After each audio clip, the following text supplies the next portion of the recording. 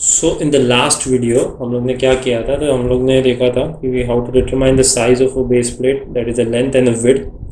अभी जो particular section है इसमें हम लोग स्टार्ट करेंगे with step number 2। Okay, so step number 2 क्या रहता है? तो in step number 2 basically we have to determine the critical section. ठीक है, क्रिटिकल सेक्शन कौन सा? तो आपका जो बेस प्लेट है उसके लिए कौन सा क्रिटिकल सेक्शन है, कैसे डिटरमाइन करते हैं क्रिटिकल सेक्शन, वो हम लोग इसमें देखने वाले हैं। तो देखो, वो स्टार्ट करने से पहले I have to deal with this particular diagram. Okay, ये जो डायग्राम है आपके सामने, that is what you can say one of the side view of your gusset base. मतलब कौन सा? तो देखो, आपका जो ये जो पर्टिकुलर बेस गसेट बेस है, गसेटेड बेस है, इसका ये जो है ये view. Okay, this particular view is given which is in front of you in this particular diagram. ठीक है, मैं दोनों डायग्राम से आपको एक्सप्लेन करूंगा इसका क्रिटिकल सेक्शन कैसे रहता है, किधर से स्टार्ट होता है। ओके, तो देखो, सबसे पहले आपको दिखाता हूँ। तो this particular is your base plate है, जो कि मैंने थोड़ा सा शेड करके रखा हुआ है। वो क्यों शेड किया वो बताता हूँ उधर आगे, बट जस्ट कंसिडर जो शेडेड है which is a base plate. Okay, ये थ्रू आउट। ओके, इसके ऊपर we have first part which is ISA section. ISA के बाद we have a gusset plate, फिर इसके बाद we have I section that is ISHB 350। ठीक है, एंड देन फिर से ये साइड आएंगे हम लोग। तो देखो, ये भी आपका ISHB का फ्लैंज है, फिर इधर गसेट प्लेट है, फिर ये आपका ISA है, फिर से आपका क्या हो जाएगा? Base plate. अभी आपको इधर और इधर दोनों साइड जो जगह दिखता है, that is what you can से द क्लियरेंस। ठीक है, क्या ये? तो क्लियरेंस है। ओके, तो क्लियरेंस हम लोग ने कितना लिया था? We have considered a clearance of 19 mm। कितना कंसिडर किया था? 19 mm का क्लियरेंस कंसिडर किया था। तो मैं ज़रा आपको एक्सप्लेन करता हूँ क्रिटिकल सेक्शन क्या रहता है। ओके, तो देखो, ये जो शेडेड रीजन है ना, इसके ऊपर क्या होगा? तो basically will be having some forces. ठीक है, ये फोर्सेस कौन से? तो स्ट्रेसेस आ रहे हैं अपने ऊपर। स्ट्रेसेस किधर आ रहे हैं? तो stresses are there between your base plate and a concrete pedestal. ठीक है, तो देखो, ये जो स्ट्रेसेस है this will act like a UVL, sorry not UVL, it will act like a UDL। ठीक है, ये जो बेस प्लेट है इसके नीचे से जो UDL की तरफ जो स्ट्रेसेस आ रहे हैं उसकी वजह से your plate will be under bending. ठीक है, एंड ये जो सेक्शन है उसको हम लोग क्या बोलते हैं? Will call this particular section as a critical section. So right now whatever portion you are looking in the diagram, okay, which is a shaded one, उसको हम लोग क्या बोलते हैं? तो क्रिटिकल सेक्शन। सो देखो, इसको जरा अलग इसमें डायग्राम में आपको अगर देखना है या फिर 3D में समझना है, सो इट विल बी ना दिस वे। ठीक है, क्या कर रहा हूँ? देखो, ये जो आपका पॉइंट है, मतलब जो पॉइंट से मैंने लाइन बनाया हुआ है। ओके, देखो, आपका ISA है। ओके, जिसका जो थिकनेस है उसको छोड़ के मैंने एक और लाइन बनाया। ठीक है, थोड़ा सा चाहिए तो हम लोग जूम करते हैं और जितना हो सके उतना। ओके, देखो, ये जो आपका ISA के बाद, ओके, थिकनेस छोड़ के, okay, this particular is your thickness वाला पार्ट, इसको छोड़ के जो अभी एरिया को मैं शेड कर रहा हूँ, ओके, उसको हम लोग क्या बोलेंगे? Will call this part as a critical section. ठीक है, प्लीज लिसन इट केयरफुली। ये जो शेडेड पोर्शन है उसको मैं क्रिटिकल सेक्शन बोल रहा हूँ। ठीक है, सो इसका मुझे लेंथ डिटरमाइन करके लेना है। ठीक है, तो कैसे आएगा इसका लेंथ? तो देखो, मेरा ये पॉइंट से, ओके, ये पॉइंट से ये पॉइंट तक का जो लेंथ है it will be given by, सबसे पहले मुझे मालूम है कि मेरा जो क्लियरेंस है वो कितना है? That is a 19 mm। कितना है मेरा क्लियरेंस? 19 mm। ये 19 mm के आगे देखो, जो वो आपका ISA है, ISA का जो बॉटम साइड है, ठीक है, वो कितना है? तो 115। So if I want to determine the critical section का लेंथ, तो उसमें उससे मुझे क्या करना पड़ेगा? तो देखो, ये जो है ना छोटा सा पार्ट मैंने रख दिया था which is the thickness of your section. Okay, उसको खाली माइनस करना। ठीक है, सिंपल इसमें अगर मैं आपको बात बताऊँ, ये कैसा रहेगा? इट विल बी, देखो, आपका ISA कितने का था? So it is 150/115। ओके, तो जो 115 साइड है उसको मैंने कंसिडर कर लिया 115 प्लस क्या करते थे? देखो, मेरा क्लियरेंस 19 हो गया था बिकॉज ये 15 के साइड में हम लोग ने 4 mm का एक्स्ट्रा लेंथ प्रोवाइड किया था, इसीलिए वो 19 हो गया था। इसका एक्सप्लेनेशन मैंने पहले पार्ट में दिया हुआ है। ओके, तो ये हो गया वो 15, सॉरी 115 प्लस 19। क्या करेंगे उसमें से? तो हम लोग जो अपना ISA है ना उसका जो लेंथ है उसको माइनस कर देंगे। ठीक है, सो उसको माइनस करने के बाद विच इज़ 115 प्लस 19 माइनस 60, इसको ही मैंने थोड़ा अलग टर्म में लिखा है, तो it will B return in this way, that is 115 minus 16 plus 19 जो आ रहा है विच इज़ 118। तो 118 क्या हो गया, so it is what you can से the length of a critical section. ठीक है, अभी एक चीज़ के ऊपर मैं और आपको बताना चाहता हूँ, ठीक है, इन सम ऑफ द कंसेप्ट, ठीक है, या फिर इन सम ऑफ द बुक्स ऑल्सो, ये जो क्रिटिकल लेंथ है ना, इसके बारे में अगर आप देखना चाहते हो, it will be given in this way also. मतलब let us consider we have I S A in this way, ठीक है, ये जो मेरा इंडियन स्टैंडर्ड एंगल है ये ऐसे है, ठीक है।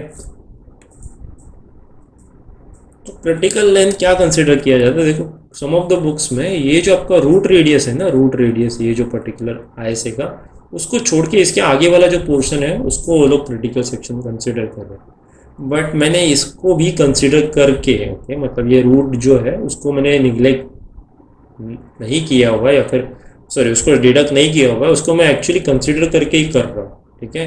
बिकॉज देखो ये जो है 16 mm और 12 mm और 10 mm जो कुछ भी आपका रूट रेडियस रहेगा इंडियन स्टैंडर्ड का, इसके आगे का जो कुछ भी लेंथ है, ठीक है, मतलब जो मैंने ये जो पार्ट एक्स्ट्रा लिया हुआ है, ये एक्चुअली क्या कर रहा है, it is actually going to increase the length, ठीक है। इसका लेंथ इंक्रीज करेगा तो length which is there for a critical section. देखो मेरा बेंडिंग मोमेंट निकालने का जो तरीका है, बेंडिंग मोमेंट कैसे निकालते हैं हम लोग, so bending moment will be depends upon, एक तो रहता है आपका बेंडिंग मोमेंट डिपेंड करता है, एक रहता है डब्ल्यू के ऊपर एंड सेकेंड रहता है एल के ऊपर, ठीक है, दैट इज लेंथ के ऊपर। तो देखो जितना लेंथ ज़्यादा उतना बेंडिंग मोमेंट ज़्यादा, एंड एज पर मैं bending moment I decide the thickness, मतलब मैं ज़्यादा थिकनेस ज़्यादा बेंडिंग मोमेंट के लिए प्रोवाइड करूँगा, ठीक है, और एक से ज़्यादा डेप्थ ज़्यादा बेंडिंग मोमेंट के लिए प्रोवाइड करूँगा। So base upon that, okay, this particular thing मैंने उसका लेंथ ज़्यादा कंसिडर करके लिया हुआ है, ओके। आगे चलते, will come to this particular part. देखो ये जो क्रिटिकल सेक्शन है आपका, उसको मैंने ये जो रूट रेडियस है उसको भी कंसिडर किया हुआ है, ओके। ये देखो आपका रूट एंड इसको भी कंसिडर करके हम लोग ने उसका लेंथ निकाला हुआ है, which is equals to 118। So if it is आपको ये जो रूट वाला कंसेप्ट नहीं समझा तो you can simply skip it, जो कुछ भी मैंने इससे पहले बताया आपको, you can follow this particular steps, you will find out, कुछ फर्क नहीं पड़ता, okay, don't get confuse unnecessarily.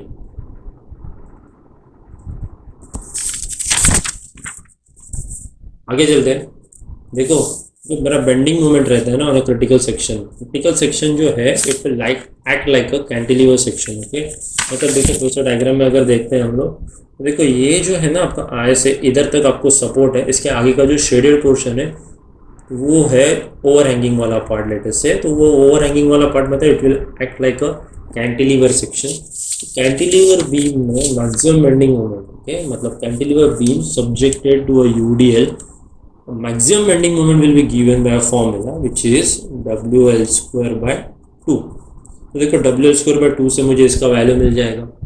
WL square by 2 मतलब W क्या है, तो intensity of pressure between your base plate and concrete pedestal, ठीक है। L स्क्वायर मतलब ये हो गया आपका critical length which is 118 square divided by 2, तो मैंने सब्स्टिट्यूट कर दिया, मुझे क्या मिल गया, तो 41.70 in term into 10⁻³ newton M का बेंडिंग मोमेंट आ रहा है। ये जो बेंडिंग मोमेंट है उसको मैं आगे क्या कर रहा हूँ, तो देखो मैं ये जो अपना नॉर्मल फ्लेक्चरल फॉर्मूला है इसमें सब्स्टिट्यूट कर रहा हूँ, ठीक है। सो इसके बारे में एक्सप्लेनेशन ना मैंने अपने बीम के चैप्टर में दिया हुआ है, ठीक है, ये फॉर्मूला कैसे आया या फिर किधर से आया, okay. If it is you haven't seen that particular part, वो भी आप एक बार चैनल पे जाके देख सकते हो।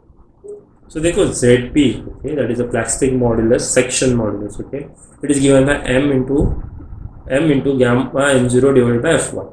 m मतलब बेंडिंग मोमेंट which is 41.70, जो क्रिटिकल सेक्शन पे मोमेंट आ रहा है 41.70 into gamma m0 which is 1.10 divided by f1 which is 250। ये क्या आ गया मेरे पास बेंडिंग मोमेंट आ गया, ठीक है। As per that, sorry not bending moment, section modulus आ गया, that is plastic section modulus कितना आ रहा है मेरे ये केस में, इट इज़ 183.49, ठीक है। ये एक बार 183.49 प्लास्टिक मॉडुलस आने के बाद will go for the next part, that is the elastic modulus. So as we know ZP upon ZD का जो रेशियो है we have consider which is 1.14, so देखो as per that particular section मेरा ZD कितना आएगा, तो it is 160.95। मतलब मैंने क्या किया, जेड को डिवाइड कर लिया 1.14 से, मुझे जेड ही मिल गया, दैट इज इलास्टिक मॉड्यूलस मिल गया। Once I have the value of elastic modulus, I will go for the next part, that is elastic modulus का जो फॉर्मूला है for a unit width, it is given by 1 into t square divided by 6। okay, so 1 into t square divided by 6 में जो को, तो देखो मैंने ZE का वैल्यू 160.95 सब्स्टिट्यूट किया। 1 into t square मतलब यूनिट विड्थ कंसिडर करके, t square is depth of your particular section, तो it is t square divide by 6। तो t कितना मिल रहा है, 32.07।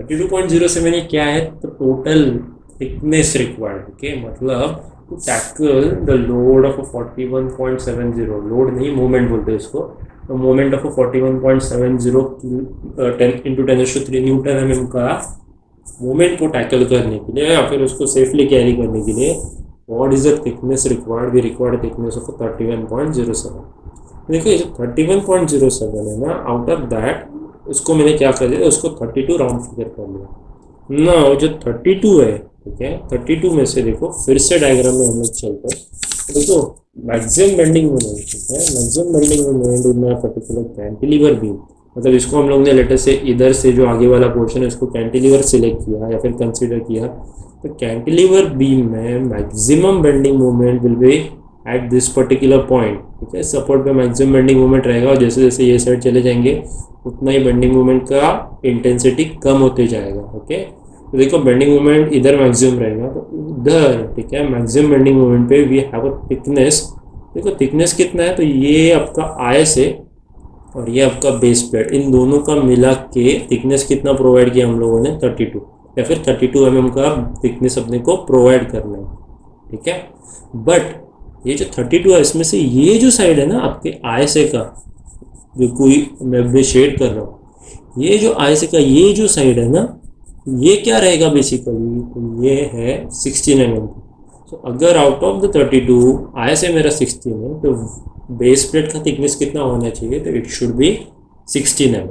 ठीक है, तो इसीलिए मैंने उधर एक स्टेटमेंट में लिखा हुआ है, it is the thickness of a base plate is equals to 32 minus 16, that is the thickness of your ISA।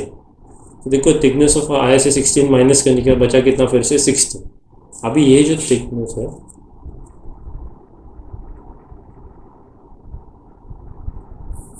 which is given right now, which is a 16 mm, तो ये जो थिकनेस है ये थिकनेस ऑफ अ फ्लैंज से ज़्यादा है।